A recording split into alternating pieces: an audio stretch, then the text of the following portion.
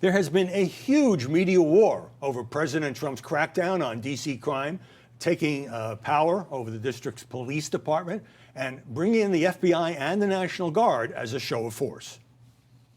You know, you're reporters, and I understand a lot of you tend to be on the liberal side, but you don't want to get mugged and raped and shot and killed. Our capital city has been overtaken by violent gangs and bloodthirsty criminals, roving mobs of wild youth, drugged out maniacs and homeless people, and we're not going to let it happen anymore. Mayor Muriel Bowser now is suing the feds to block the takeover, but has little leverage because of the district's limited home rule powers. While this action today is unsettling and unprecedented, I can't say that given some of the rhetoric of the past, that we're totally surprised. Many on the right welcoming the federal firepower in a city that's been plagued by this wave of carjackings. This is brilliant, especially that show of force that we just saw during this press conference, this Liberation Day for Washington, D.C. We saw firsthand as a White House press corps member talked about how he had been robbed at gunpoint by a child and nothing happened. I can't tell you how profoundly stupid it is for Democrats to get up with their facts and their figures and their charts and their graphs and say, look, you're safe. Can't you read this chart, idiots? Why are you complaining? More mixed reaction on the left. MSNBC breaking away from the marathon presser and challenging the president's numbers, but others welcoming the move.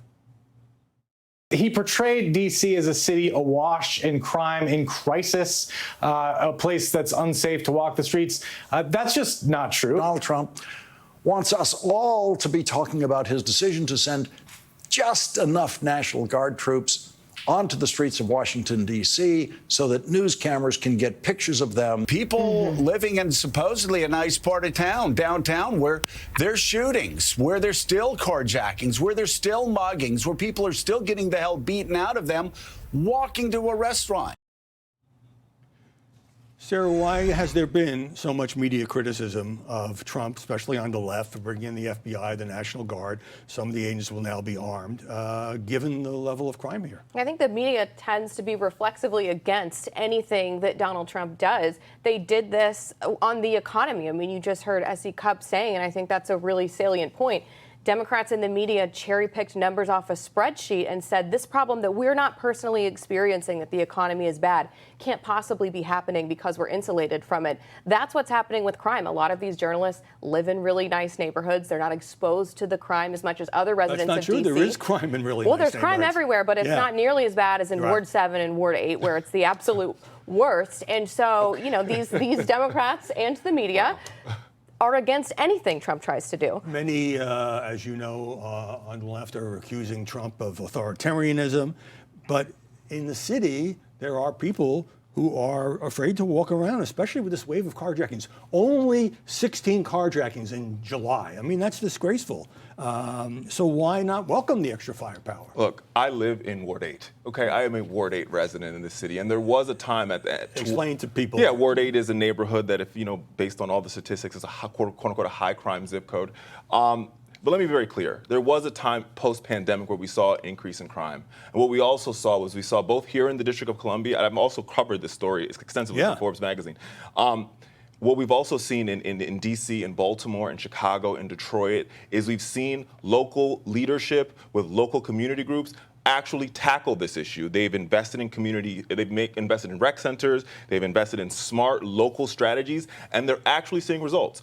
Our own affiliate here in Washington, D.C. seen a 16% reduction in violent crime in Ward 8, in Ward 7, and other parts of the city.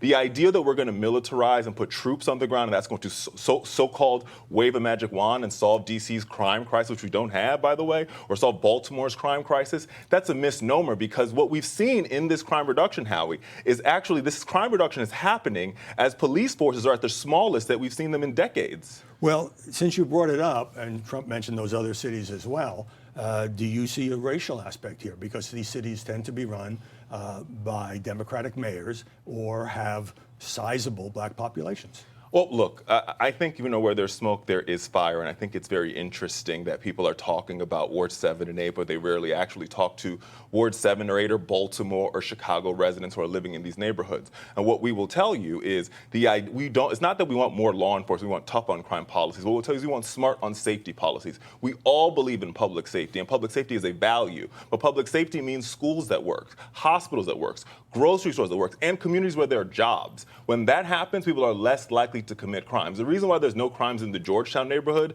and there might be more crime in Ward 8 is because there's jobs in Georgetown. There's schools that work in Georgetown. And so what we've got to do as a nation is say this is the problem instead of just putting troops on the ground to solve it. That's not the answer. Well, since you brought up that neighborhood, Maureen Dowd, New York Times columnist, posted it last night, that she went out to dinner with her sister. And when she came back, and she lives in a very nice neighborhood, her sister's Buick was gone. So it's not like some of these tonier neighborhoods are completely insulated from this. That's right. But we did an analysis at the Washington Examiner. The crime rate in Ward 8 of D.C. is worse than the crime rate in Ciudad Juarez on the border between Mexico and Texas. One of the most violent cities in the world. It's more dangerous than South Africa, which is now infamous for its murders. So this is a problem. But Sarah, the question is, what is the solution? So you're saying the solution that is putting 800 National Guard. By the way, I live in Ward 8, and we have not seen one of those National Guard troops in our streets. So you're patrolling them by the Washington Monument, and you're not giving the solution. I want to give Sarah some time. When you have a crime rate that is so what's the solution? What's been done by local leaders is obviously not working. This is a brilliant move politically from Donald Trump. National Guard that we haven't seen. Can you let her finish, please? Because it forces Democrats to defend a status quo that is so obviously broken, and any normal person, outside of the partisan, tornado that we have here in Washington can see that it's a popular position to try to stop crime. And Sarah, Trump keeps saying that crime has never been higher in D.C.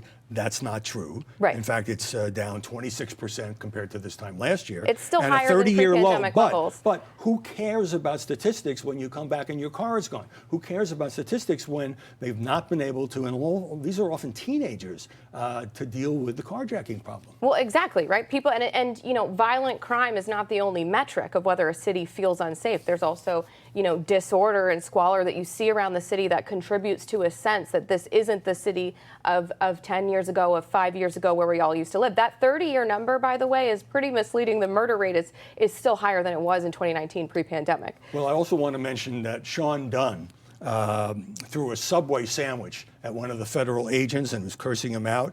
And he's not just some guy. He works for the Justice Department, or did work before he was fired. Let me get a break here, and we'll return to our top story with former four-star general. Hey everyone, I'm Emily Campagno. Catch me and my co-hosts Harris Faulkner and Kaylee McEnany on Outnumbered every weekday at 12 p.m. Eastern, or set your DVR. Also, don't forget to subscribe to the Fox News YouTube page for daily highlights.